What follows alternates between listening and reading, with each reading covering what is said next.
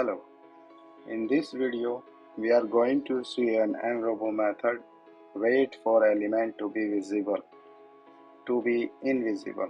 So this method waits until the given element is invisible from the page. So we are opening page, we are clicking on disappearing elements, and then there on the page we have portfolio menu.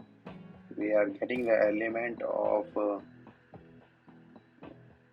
menu portfolio, and then we are clicking on it, and then we are waiting for menu to be disappear. So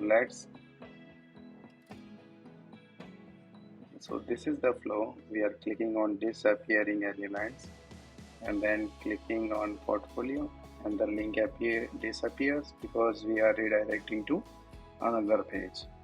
So this flow we are trying to automate. So let's run the script. nRoBo -key and then test method name. So test has started running, and yes, it has.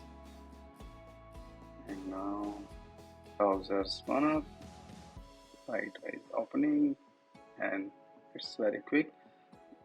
So we can see that it's waiting for element to be invisible. And if we open the report, and that's it. Thank you.